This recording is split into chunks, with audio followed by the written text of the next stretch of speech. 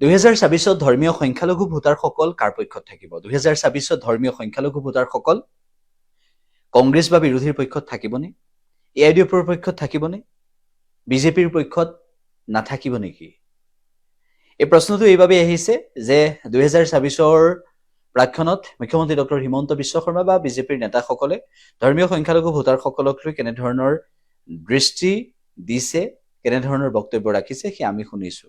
একেটা সময়তে গৌৰৱ গগৈ, অখিল গগৈ বা লুৰিণজ্যোতি গগৈক মুখ্যমন্ত্ৰীগৰাকীয়ে যদি বক্তব্য ৰাখে তেনেহলে সেই তিনি গগৈ ধৰ্মীয় সংখ্যালঘু ৰাইজৰ বাবে কিমান বেছি গুৰুত্বপূৰ্ণ সেই কথাটো মুখ্যমন্ত্ৰীৰ বক্তব্যত শুনিবলৈ পোৱা যায়। একেটা সময়তে মৌলানা বদৰুদ্দিন আজমলক ধুবুৰী লোকসভা সমষ্টিত যেনেদৰে প্ৰত্যাখ্যান কৰিলে ধৰ্মীয় সংখ্যালঘু ভোটাৰসকলে, তাৰ পিছত AIDFৰ বাবে কিন্তু এইবাৰ বৰ এটা সুযোগ হৈ থকা বা সুবিধা থকা নিৰ্বাচন এইটো নহব। মৌলানা বদৰুদ্দিন আজমল আকৌ অসমলৈ আহিছে। নিৰ্বাচনৰ প্ৰাক্ষণত মৌলানা বদৰুদ্দিন আজমলে গুৰুত্বপূৰ্ণ ভূমিকা পালন কৰে আৰু প্ৰায়ে সকলোৰে এটাই অভিযোগ যে বিজেপিৰ বি টিম হৈ মৌলানা বদৰুদ্দিন আজমলে কাম কৰি আছে নিজৰ ব্যৱসায়িক ক্ষেত্ৰখন বচাবৰ বাবে। যি কি নহওক, এই বিষয়বোৰৰ মাজত, এই অভিযোগ প্ৰতি অভিযোগবোৰৰ মাজত আমি এটা কথা স্পষ্ট যে 2024 বিধানসভা নিৰ্বাচনত ধৰ্মীয় সংখ্যালঘু ভোটাৰসকলে এটা গুৰুত্বপূৰ্ণ ভূমিকা পালন কৰিব।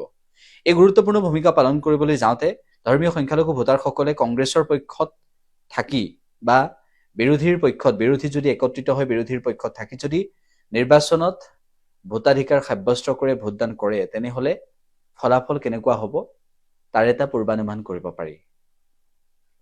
ধৰ্মীয় সংখ্যালঘু ভোটাৰ থকা সমষ্টিসমূহলৈ যদি আমি লক্ষ্য কৰোঁ, সমষ্টি পুনৰ নিৰ্ধাৰণৰ পৰৱৰ্তী সময়ত বহু সমষ্টিত কিন্তু এনেকুৱা ধৰণৰ এটা জনগাঁথনি কৰা হ'ল, এনেকুৱা এটা জনবিন্যাস দেখুওৱা হ'ল যে সেই সমষ্টিবোৰ ধৰ্মীয় সংখ্যালঘু ভোটাৰৰ সম্পূৰ্ণ প্ৰভুত্ব থকা নোহোৱা এটা পৰিস্থিতিৰ সৃষ্টি কৰা হ'ল।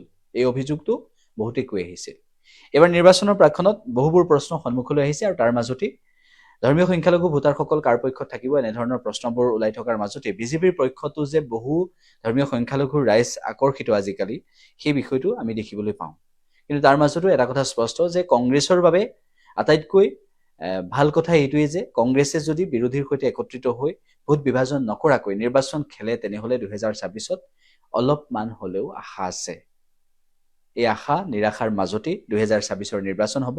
কিন্তু গৌৰৱ গগৈয়ে, অসম প্ৰদেশ কংগ্ৰেছ কমিটিৰ সভাপতিগৰাকীয়ে বিচক্ষণতাৰে ৰাজনীতিৰ পথাৰত কেনেদৰে খোজ দিয়ে 2024 সেয়াও হ'ব লক্ষণীয়। তাৰ মাজতে এই তিনি গগৈৰ প্ৰসংগ থাকিবই, গৌৰৱ গগৈ, অখিল গগৈ আৰু লুৰিণজ্যোতি গগৈৰ প্ৰসংগ। গতিকে এই প্ৰসংগবোৰৰ মাজত 2024 কেনেকুৱা হ'ব সেয়াও ইতিমধ্যে এটা পূৰ্বানুমান সকলোৱে কৰিছে আৰু লগতে বিৰোধীয়ে কেনেধৰণৰ ফলাফল দেখুৱাব পাৰে তাৰ বাবে সকলো অপেক্ষাত থাকিব। কিন্তু অসমত পৰিৱৰ্তন 2014ত যেনেদৰে প্ৰধানমন্ত্ৰী নৰেন্দ্ৰ মোদীৰ নেতৃত্বত পৰিৱৰ্তন আহিছিল, 2016ত অসমত পৰিৱৰ্তন আনিলে সৰ্বানন্দ সোণোৱাল মুখ্যমন্ত্ৰী হ'ল। গতিকে সেই পৰিৱৰ্তনৰ ঢৌ যদি 2026 চনত আহে তেনেহলে কিন্তু বিজেপিৰ বাবে ভয় খাবলগীয়া কথা থাকিব পাৰে। কিন্তু বিৰোধী যদি একগোট নহয় তেনেহলে বিজেপিয়ে কিমান আসনত আগবাঢ়ি থাকিব সেই সংখ্যাটো মুখ্যমন্ত্ৰী ডক্টৰ হিমন্ত বিশ্ব শৰ্মাই কোৱাৰ দৰেই হ'বগৈ নেকি, এইবোৰ বিষয়হে এতিয়া অন্যতম গুৰুত্বপূৰ্ণ।